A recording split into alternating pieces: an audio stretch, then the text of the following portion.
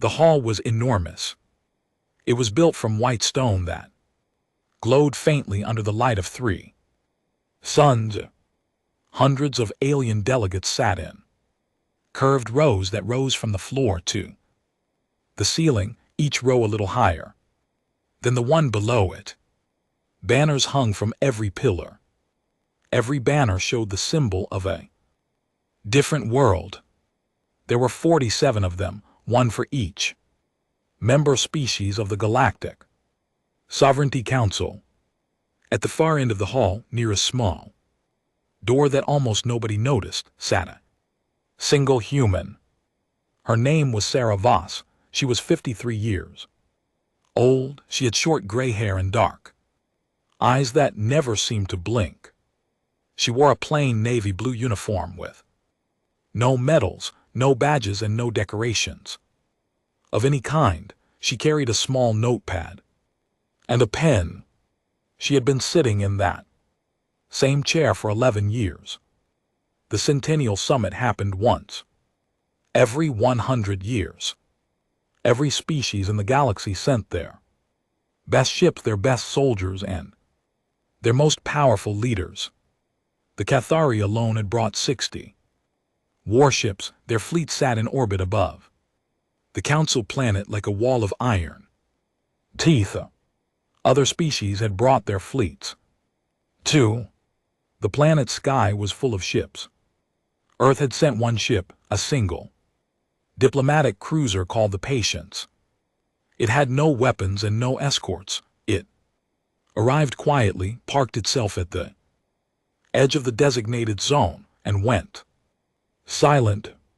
Nobody talked about the human ship. It was too small to be interesting. Inside the hall, the opening ceremony began. The Grand Speaker of the GSC, a tall creature with 4 arms and skin the color of dark wood, called the session to order. Species after species rose to deliver greetings. Their speeches were long and proud. They spoke of ancient histories, of great wars won, of alliances that had shaped the galaxy. The Cathari delegate spoke the longest. His name was Vasquez. He was nearly 3 m tall, covered in dark green scales, and he wore a robe made from the skin of a creature that no longer existed because his people had hunted it to extinction. Vasquez was known throughout the galaxy as a speaker without fear. He said what he wanted, and nobody stopped him because the Cathari fleet was always close by. He looked around the hall as he spoke. His golden eyes moved from species to species. They paused for just a moment. When they found Sarah Voss sitting at her small table near the back, a slow smile spread across his face. It was not a kind smile. And of course, Vasquez said, his voice carrying easily through the hall, "We are honored once again by the presence of our quiet friends from the 3rd planet of the Sol system." He let the word quiet hang in the air. For a moment, several delegates laughed. Others covered their mouths politely.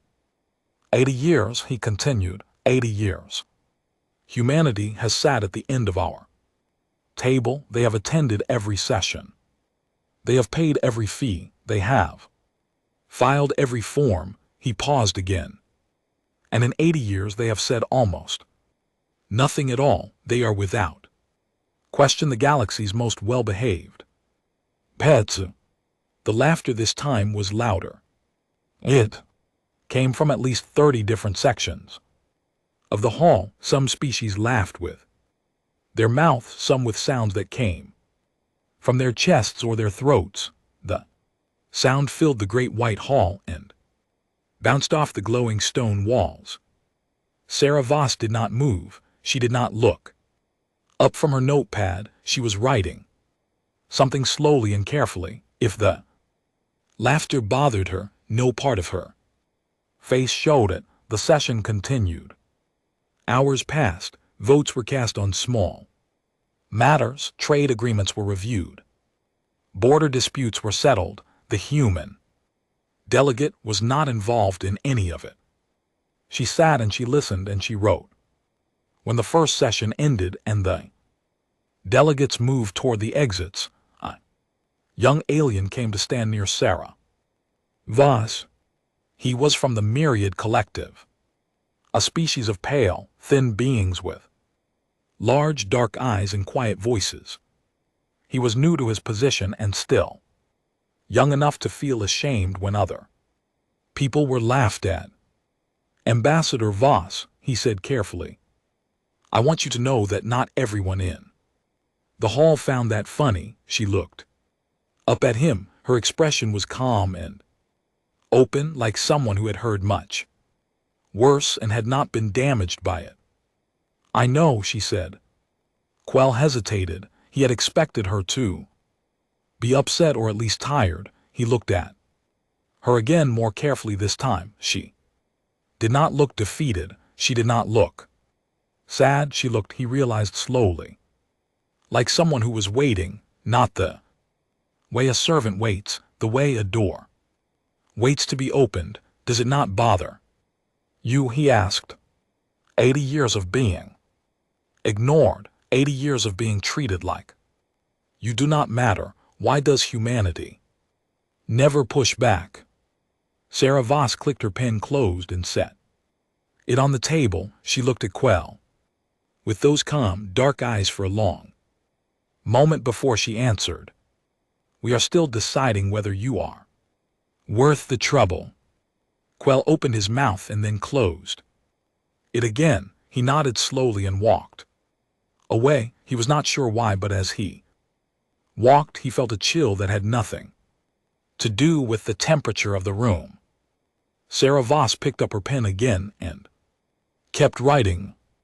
That night, from the communications array of the patients, a single encrypted signal was sent across the long dark between stars. It traveled faster than light, bouncing through relay points, passing through the outer edges of known space, and finally arriving at a facility buried deep under the driest desert on Earth. The facility had no name on any public map. It had been built 40 years ago and almost nobody knew it existed. Inside the facility, a computer received the signal, decoded it in less than a second, and logged a single word into a file that had been waiting quietly and patiently for a very long time. The word was noted. The file had a name. It was called the Response Protocol. It had been created the same year humanity received their observer status by a quiet group of men and women who had looked at the GSC carefully, smiled politely, shaken hands with their new galactic neighbors, and then gone home to start building. Nobody at the Centennial Summit knew the file existed. Nobody in the Great White Hall had any idea what was waiting inside it. Nobody except Sarah Voss, who was already walking back to her small, plain room through corridors full of alien laughter. That did not reach her anymore. The inner chamber of the Galactic Sovereignty Council was not open to the public. It had no banners and no ceremony. It was a plain gray room with a round table and chairs that had been worn smooth by thousands of years of use. The beings who met there were not politicians. They were the people who actually ran things. Olav of the Myriad Collective had been asking for this meeting for 6 years. He had sent reports. He had filed requests. He had been politely delayed, redirected, and ignored. When he finally walked through the door and saw the 4 senior council members sitting at the round table, he did not feel relieved. He felt afraid, not for himself, for them. Olav was a small being, even by Myriad standards. He had large dark eyes and pale skin and long thin fingers that he could not stop folding and unfolding when he was He set his data case on the table, opened it and placed a single flat display screen in the center. "Thank you for seeing me," he said. "I will try to be brief." The Cathari representative, a senior official named Dreth, who had never personally spoken to a human, leaned back in his chair and crossed his thick arms. "You have 20 minutes, he said. "Your previous reports have been reviewed and found to be alarmist." "Yes," said Olive, "I know. I am hoping that today you will understand why I was alarmed." He turned on the display screen. It showed the Sol system, Earth, a blue and white planet in the third orbit. Then the screen zoomed out and out and out. The council members leaned forward slightly. "For 80 years," Olive began, "we have classified humanity as a pre-contact civilization that was granted observer status out of diplomatic courtesy. We have assumed they were developing slowly. We were wrong." He pointed to Jupiter. Around it in close orbit were structures, large structures that had not been there 40 years ago. "These are shipyards," he said. "Each one is approximately 120 km long. There are 9 of them around Jupiter alone. There are 7 more around Saturn." Dreth uncrossed his arms. "That is not possible. We would have detected." "They are shielded," Olive said quietly. "They use a type of energy masking that we do not fully understand yet. We only found them because one of our deep rain probes suffered a sensor malfunction and, by accident, briefly ran on a frequency we normally do not use." The room was very quiet. "The asteroid belt," Olaf continued, "has been almost completely stripped of usable metals. Saturn's rings have lost nearly 30% of their mass over the past 40 years. The material had to go somewhere. It went into the shipyards." He paused. "We believe the current human fleet, the one they have not shown us, numbers somewhere between 150 and 300 warships. The margin of error is large because we cannot see all of the yards." Nobody at the table spoke. Olaf kept going. "Human biology," he said, moving to the next section of his report.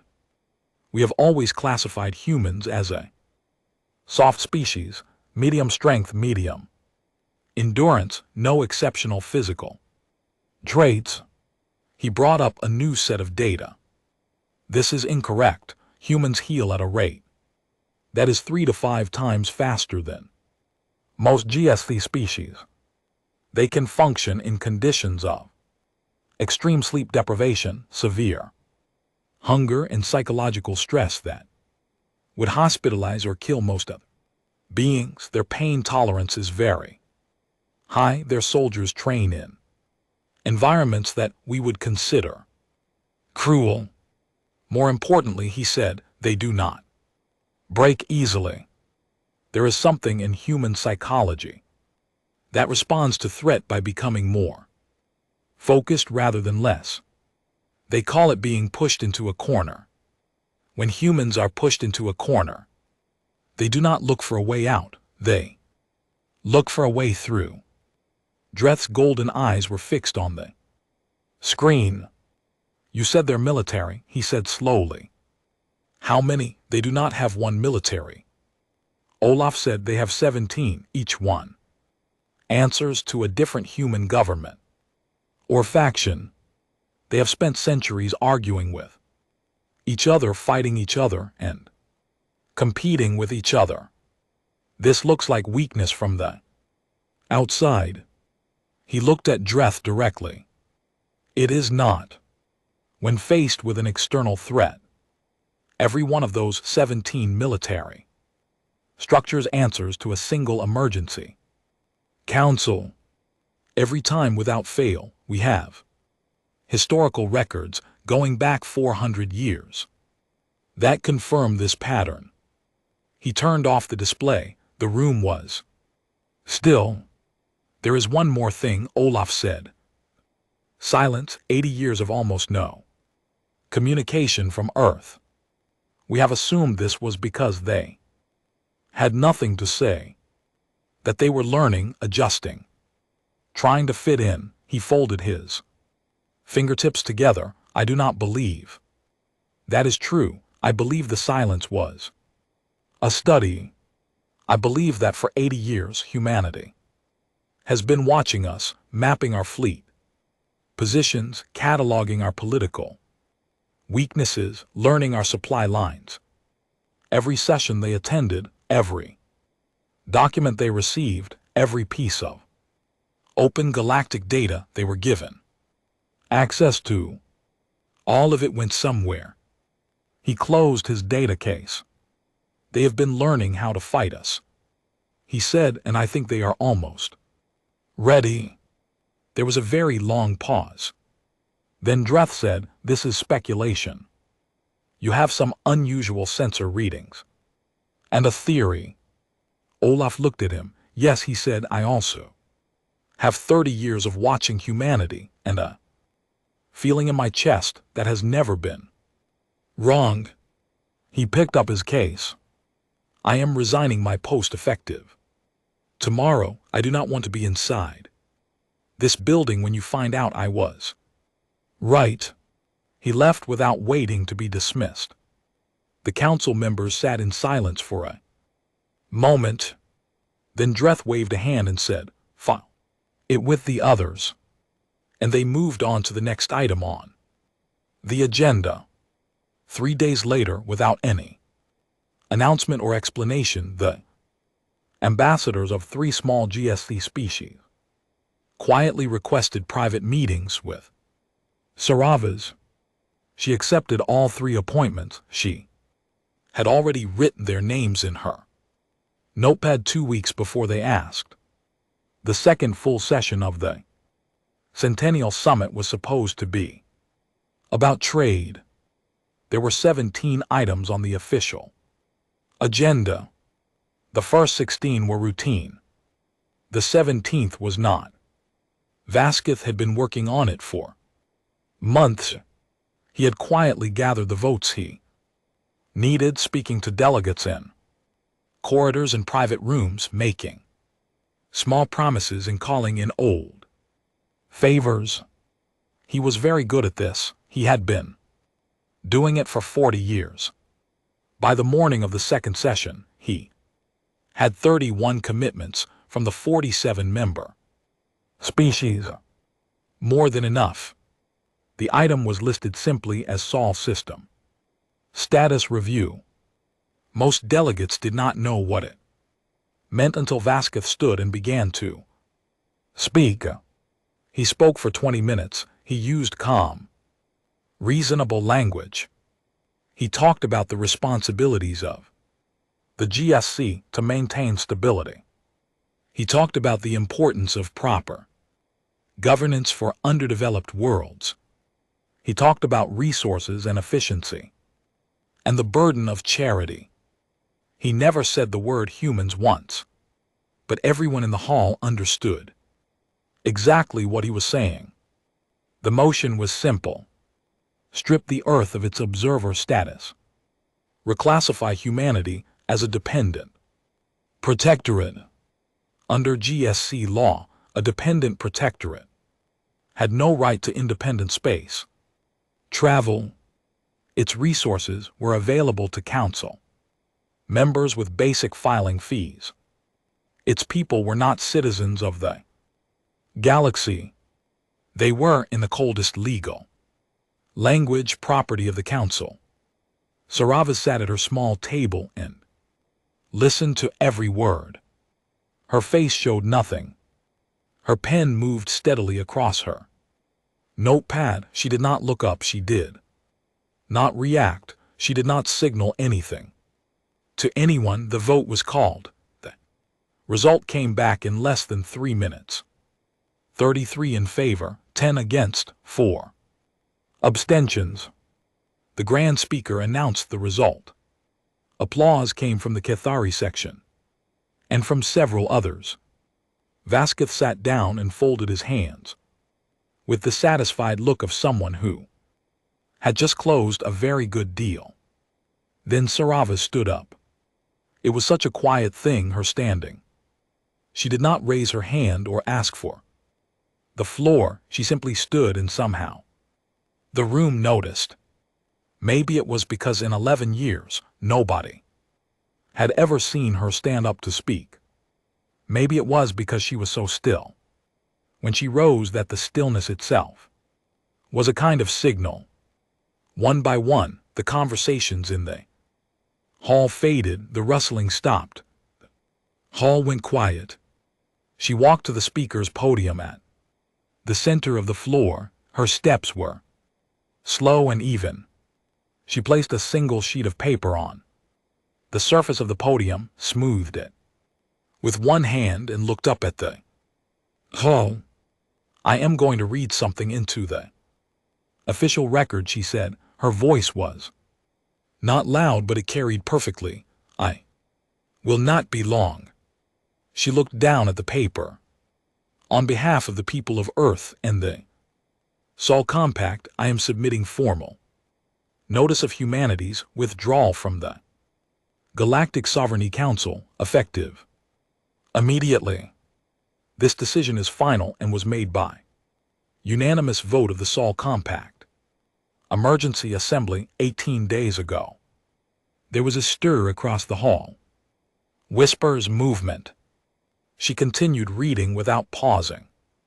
The Sol Compact has also voted unanimously to reclassify the Galactic Sovereignty Council as a hostile foreign governing body.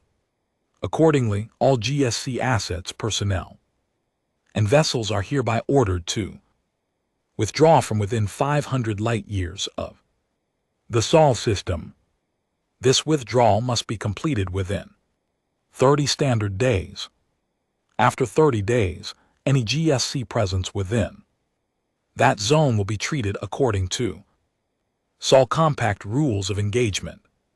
She looked up from the paper. The hall was completely silent now, not the polite silence of people waiting, the deep, cold silence of beings who had just understood something they had not expected to understand. We have also prepared a detailed record, she said, of every piece of GSC data, intelligence, and communications that has been shared with the Sol Compact over the past 80 years through both official and unofficial channels. This record has been secured in 17 separate locations. If any action is taken against Earth or its citizens, this record will be made public to every independent world in the galaxy. She paused. We thank the Council for 80 years of education. She folded the paper, put it in her jacket pocket, and walked back to her table. She sat down. She picked up her pen. She kept writing. For a moment, nobody moved. Then the hall broke open, voices from every direction, delegates talking over each other, turning to their neighbors, pulling out communication devices. The grand speaker was calling for order, but nobody was listening. Vasquez was on his feet, his face dark and tight, speaking rapidly to his aides. On Earth, at exactly the same moment, Saravas had begun speaking. Every public screen on the planet had lit up, not with a news broadcast, not with a government announcement, just a symbol, old and plain and simple, the kind of symbol that had been carved into the walls of military shelters since the first days of the space age. Citizens in cities and towns and small villages stopped what they were doing and looked at it. They did not cheer. They did not panic. They nodded in the quiet way of people who had been told something they already knew was coming. In the asteroid belt, in the shadow of a massive rock formation that had been placed there deliberately 30 years ago. Lights came on, hundreds of them then. Thousands, the shipyards were opened. Back in the council hall, Vasquez pulled himself together, his initial shock hardened back into the thing that had always served him well. He turned to his military aide and spoke. 3 words: send the fleet. The punitive force he ordered was 40 of the finest Cathari warships. They had never lost a campaign. They had broken 6 civilizations in the past 2 centuries. Vasquez did not expect this to be difficult. He expected it to be a message. He expected it to be fast. He expected Earth to see the fleet coming and begin sending very different transmissions. ETA to the Sol system, 18 days. He did not know that 18 days was exactly how long humanity had asked for. High Admiral Vraxis had commanded a Cathari fleet for 31 years. He had fought 11 campaigns. He had never lost a single engagement. He was the most decorated military officer in his species' modern history. And he was, by every reasonable measure, one of the most dangerous beings in the galaxy. He stood at the front window of his flagship, the Endless Dominion, and looked at the star field ahead. Somewhere at the end of this journey was Earth, a small wet planet with a thin atmosphere and a population that had, according to recent reports, roughly 9 billion people. He was bringing 40 warships, each one crewed by trained soldiers with the finest weapons the Cathari manufacturing base could produce. He had been told to make it fast and make it visible, a public lesson, something the rest of the galaxy would talk about for 100 years.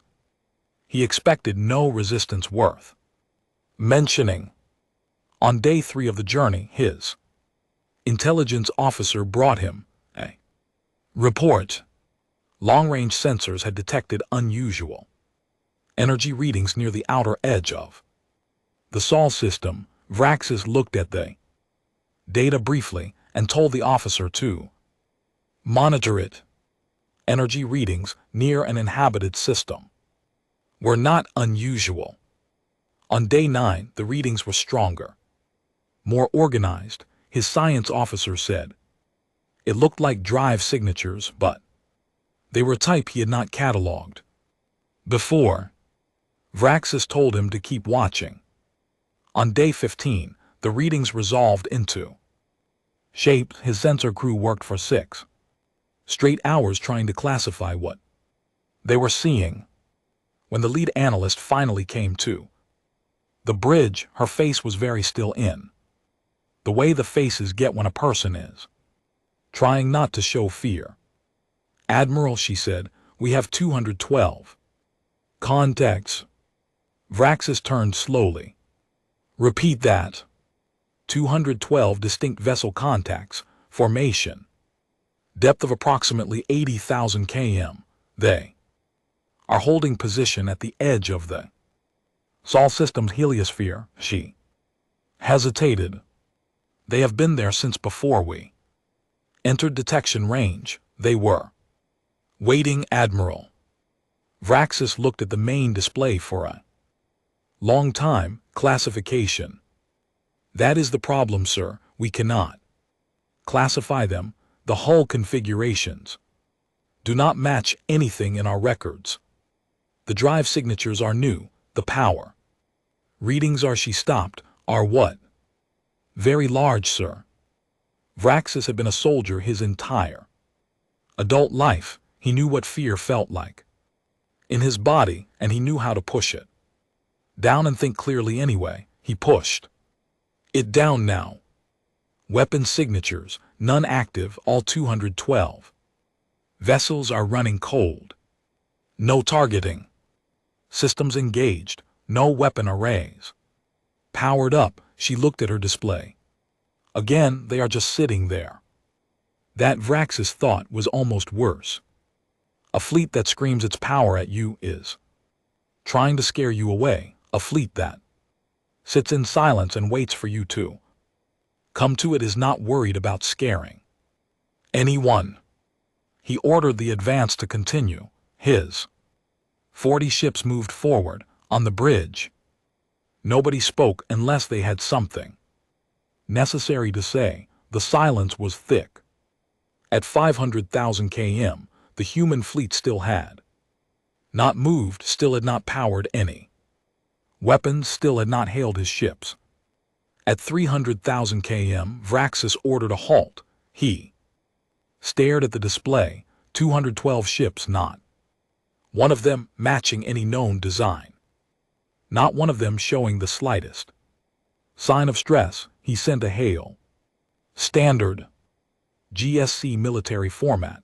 Identify yourself and stand down. No response. He sent another. Declare your status and clear the approach corridor. Silence at 200,000 km. Something changed, not from the fleet, from Earth itself. A single transmission came through on an open channel, audio only, one voice, calm and flat and completely without urgency.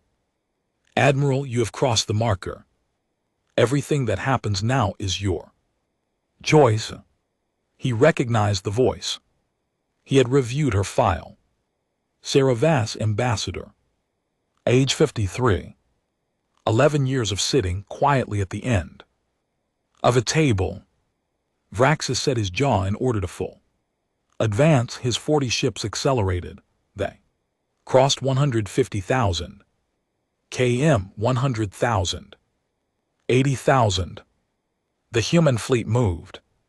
Back at the council hall on the far side of the galaxy, a group of delegates had gathered around an emergency feed.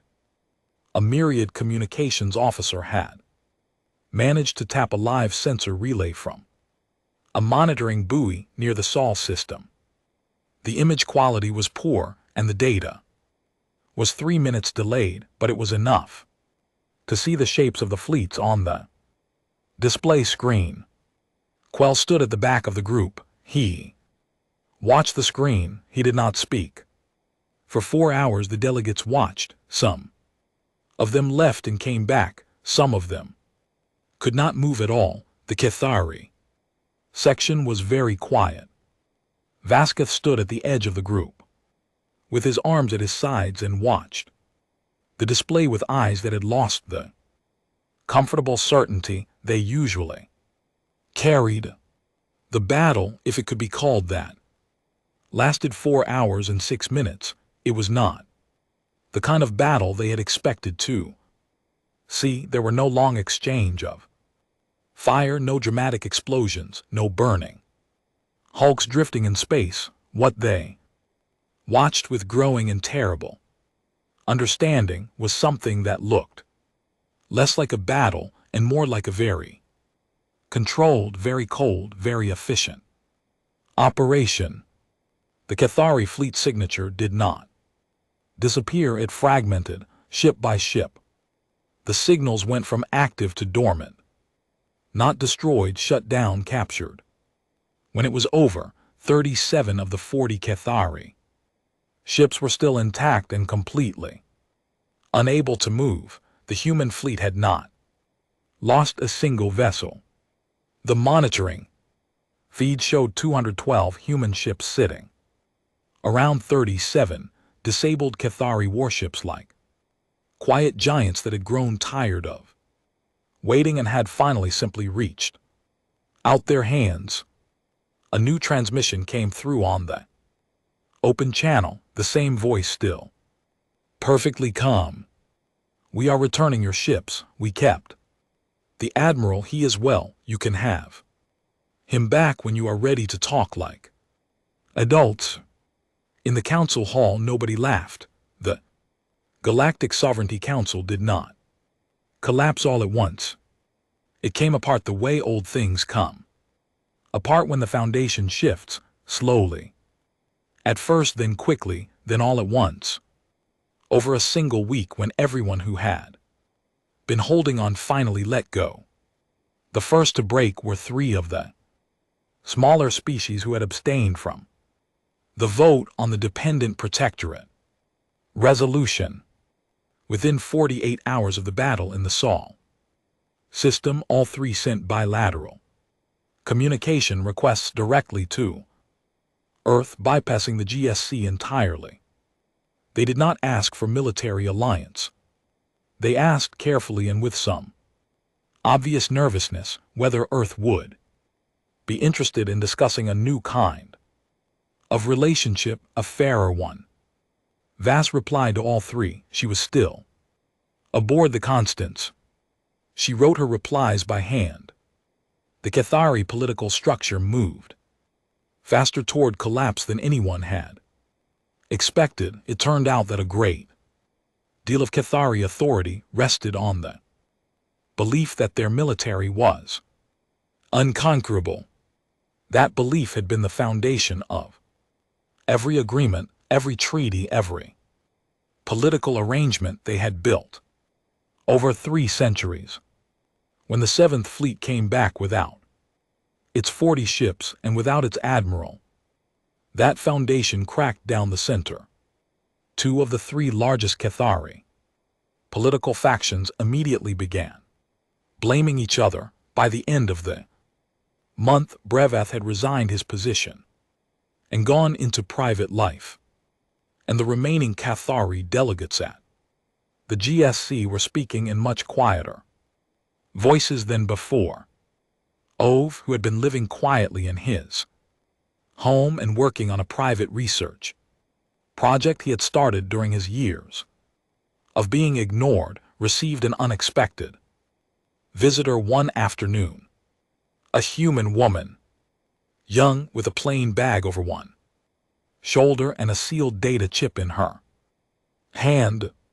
She did not introduce herself with a name. She set the chip on his table and told him it contained an invitation. He opened it that evening.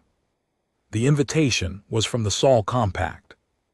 It asked whether Ove would be willing to serve as an independent advisor on a new project Earth was initiating. The project had a working name. It was called the Compact of Equals. Then he accepted. The Compact of Equals was not an empire. This confused many species at first because they had assumed that what followed a display of power was a claim to power. They had expected Earth to move into the GSC's position and begin giving orders. They had expected demands, requirements, a new hierarchy with humanity at the top. It was, after all, what a stronger species did to a weaker one. It was how things had always worked. What Earth proposed instead was something that had no good precedent in galactic history. Every species, regardless of size, military strength, or economic power, would hold one equal vote on matters affecting the common membership. Disputes would be resolved through binding arbitration by panels that rotated across species. No species could hold resource rights over another. No species could be classified as a protectorate or dependent without its own consent. All membership agreements would be fully voluntary with clear exit terms. The founding principle was written at the top of the first page of the founding document in simple language. No species may hold dominion over another. This is not a request, it is the floor. Earth did not ask to lead it, they asked to help build it. There was a difference, and most species who came to the first meeting felt that difference, even if they could not immediately explain it. Quell was there. He had been appointed a senior delegate after the collapse of the old GSC structure, partly because he was competent and partly because he had spent the past several months being conspicuously not responsible for any of the decisions that had gone badly wrong. He sat at a round table with representatives from 22 species, all of them working through the terms of the new document, and he thought about everything that had brought them to this room. Voss was there too. She sat at the table like everyone else, not at the head, not at a special position. She wrote in her notepad, asked questions, and once when two delegates from different species began to raise their voices at each other over a trade clause, she leaned forward and said something quiet that made both of them stop and reconsider. He thought that was probably intentional. After the session, he found a moment to speak with her in the corridor outside. It was, he realized, almost exactly the same setting as the first time they had spoken years ago in the corridor outside the old GSC main chamber. Different building, different circumstances, same quiet woman. It worked, he said. He was not entirely sure what he meant by it, but she seemed to understand. Pieces of it, she said. The rest takes time. He thought about everything he had seen. The 80 years of silence, the hidden shipyards, the 4-hour battle that had not killed a single person on either side. The Cathari fleet returned intact. The admiral released 3 weeks later, unhurt, with a formal letter from Earth's government that was, by all accounts, extremely polite. Why did you give the ships back? He asked. You could have kept them, used them as leverage for years. We didn't need them, Voss said simply. And keeping them would have told a story about us that isn't true. He considered that. What story did you want to tell? She was quiet for a moment, looking out the window at the stars. It was the same look she had given the stars on the Constance, and probably the same look she gave them every time she sat in a room with windows. We weren't waiting because we were afraid, she said. We were waiting because we wanted to be sure we were the ones who didn't start it. That matters to us. It always has. Quell was quiet. Does it still matter, he asked, now that everyone knows what you are? It was a small smile, but it reached her eyes, and it was the first real smile he had ever seen on her face in all the years he had known her. Especially now, she said. She went back into the meeting room. Quell stood in the corridor for a while and thought about the galaxy and how much of it had been built on the wrong idea of what strength was. He thought about 80 years of a quiet woman with a notepad sitting in a seat at the end of a table, watching and writing while the rest of the galaxy laughed. He thought about the word noted, filed away in a bunker beneath the desert, waiting. Then he went back into the meeting room. There was work to do. The kind of work that took time and patience and the willingness to sit at a table and build something better than what came before. It was, he was beginning to understand, the only kind of work that actually lasted.